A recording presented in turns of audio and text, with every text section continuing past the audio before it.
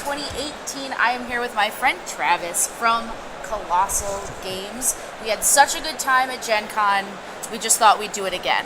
But in Europe. But in Europe, where, you know, there are crepes apparently. Yeah, and, there are crepes. And brats. And no sun. Not as such, but we have had amazing fall leaves and fall weather. That is true. The leaves are perfect. Yeah, it's amazing. Yeah. But we are here to talk about Kami-sama making its debut on APN today. Yeah. So tell me a little bit about this game. So this was actually designed by one of the guys on our team. That's how I met him. His name's AJ Lambeth. It's his first game. We are going to be these Japanese spirits. Right. And there are 4 villages here at the foot of this mountain.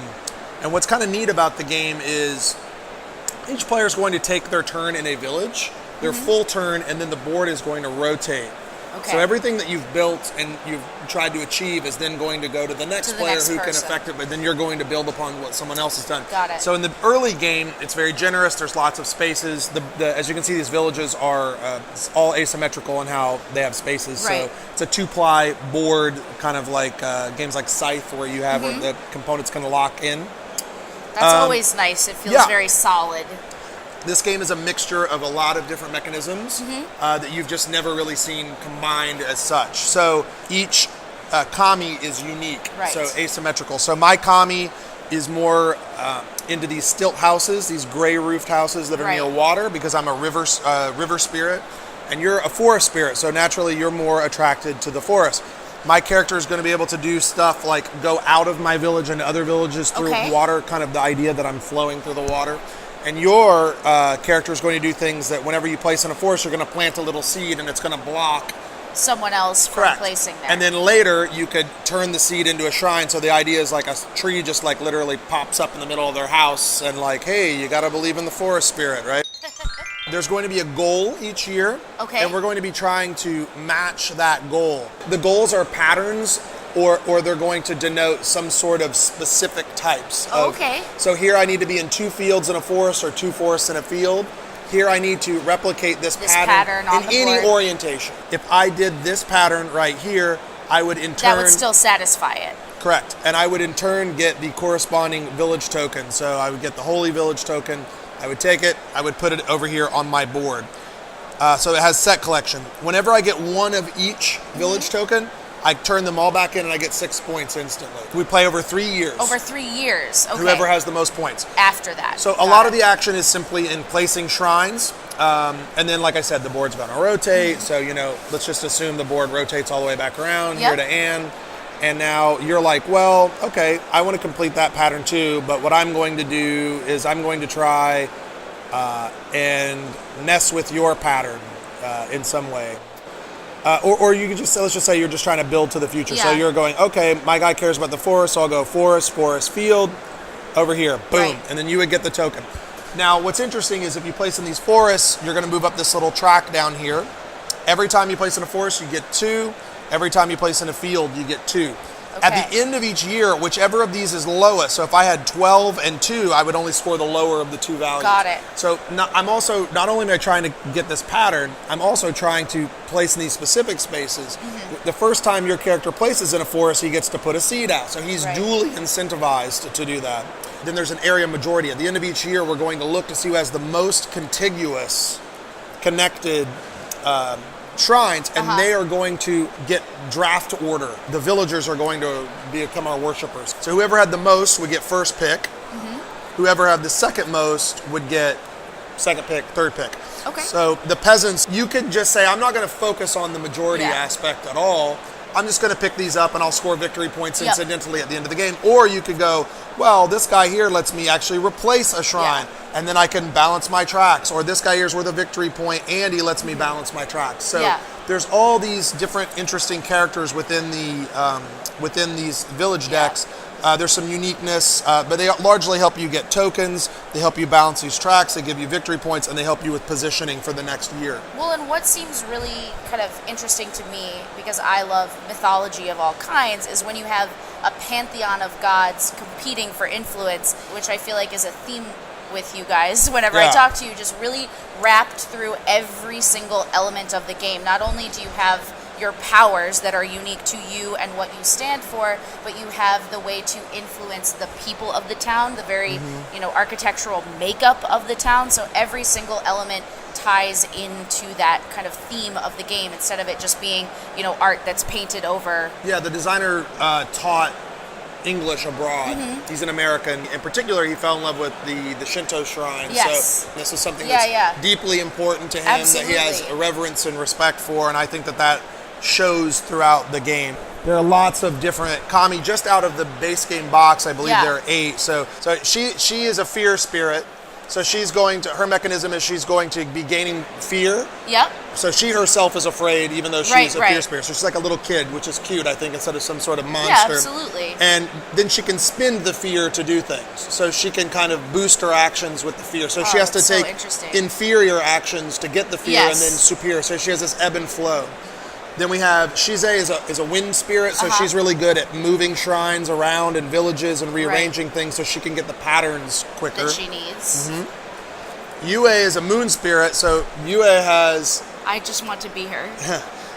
Yue is a moon spirit, and she flips over a moon token, and when you play the game, you're only, by default, you're only allowed to interact with the village that's in front of you unless you have an ability that says any village. Okay. Yue gets to interact with that village, and then whatever the village she flipped over counts as her other current village. So she can affect half the board at all times. Okay. That's which is really neat. Ginsui is a death spirit, but he's like not like in a morbid sense. He's like the guy who walks you to the next life, to the transition. So he's very good at removing things. Then we have... Hala is a field spirit, so she's very into the fields. So kind of the analog of the forest spirit. Gotcha. And then my personal favorite, Ketsugetsu, who is a rage spirit. And every time you move, he's kind of like the Hulk. Every time you remove his shrines, he gets mad. He gets more mad and more mad. And then finally, he gets up to 4, he chops down someone next to him, and then he resets his rage. So what's interesting is he has some ability to control his own power a little bit, but other players can use his rage to hurt another player. Yep. Correct. Now, do you feel like when people are playing this, there's a really gotcha mentality to it, or is it kind of zen? It's friendly in so much as the patterns you complete on your turn. So even if you completed this pattern and then I came in and messed it up the next turn, you already got your reward. Right. So the area majority, just like any like area control, area majority area, like if I go in and let's say you were here, and I very strategically removed this shrine, now you only have an influence of 1 instead of 3 because there's no diagonal, and I would win because I have 3. So obviously there is some competition there. The drafting, everybody gets something as long as they have at least 1 shrine in there. And then you have your personal element here of the nature tracks that no one can mess with. I think of it more as the board changes by virtue of these goals rewarding you and people jockeying for position. But like I said, most of the time you're only influencing the area that's in front of you. So once you're done there, you just kind of go, okay, I leave it to the rest of you to decide my fate. Obviously, we have our 3 years of gods influencing, or kami influencing the board here, but how long, minutes-wise, I'd say it's about an hour. If you play 4 players, new players, probably an hour and 15 minutes, maybe an hour and a half, but just kind of get used to roughly an hour. It plays 2 players, which you would think, well, how does it play 2 players? You're just going to be removing each other's stuff. Kitsune, the little mischief spirit, the fox, he plays as an AI and is completely, and he can win. So completely, like he's just messes with everything. Flips a card over and he's like removing things, adding things. That's it's really cool. It's really neat. And we have 2 more expansions. Really? 8 more, so there's 16 gods in total. And are those out now, or are they coming out? They're coming out as well. And there's some more villagers. There's new villagers. There's special shrines. Everyone gets a special kind of metallic colored shrine, and then special goals. And if you play with those, you get little boosts. For completing the goals. So once you've exhausted all of your options in the base game, there will be even more ways. And the spirits are like, we said some kind of obvious ones, but there's literally a spirit of tea. Machi, there's a spirit of love. There's a spirit of music. Lots of really like interesting, and all these kami and the pantheon, the kami are actually, so these are all made up, but the idea is that it's an extensive interpretive pantheon. The art, which I'm always a fan of, is really fun and evocative. You have all sorts of different people to play as. Yeah. Whether you're a tree person or a water spirit, there's something for everybody. And it's pretty. Thank you so much for telling us about Kami-sama. I know everybody wants to know when they can get their hands on this and the expansion, so they need to be following you. Where can they do that? If you go to our Twitter, Okay. Facebook, Instagram, and you Yep. can go to our homepage at kolossalgames.com. Great. We're pretty active on all those channels. Awesome. If you have a question, you can ask us there. We'll happily answer. You can send us a direct message. We're active on BGG. There's also the game right now is on the boat, so Right. it'll be in our collective hands soon. So make sure you follow us as well so you can learn more about Kami-sama and all sorts of other games. We actually did an awesome video at Gen Con about Western Legends. I will link that below so that you can go back and see that, because that is a ripping good time, if I do say so myself. Shooty shoots. But you'll follow us at youtube.com/ActivePlayerNetwork. Please like and subscribe so that more people can see this and you don't miss a moment here at Essen and beyond at other shows that we'll be attending.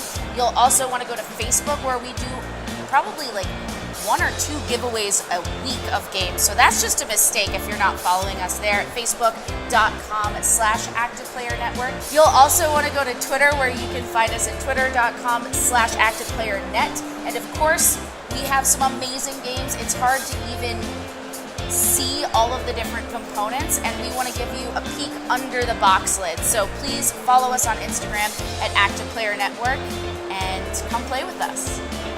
Bye, guys.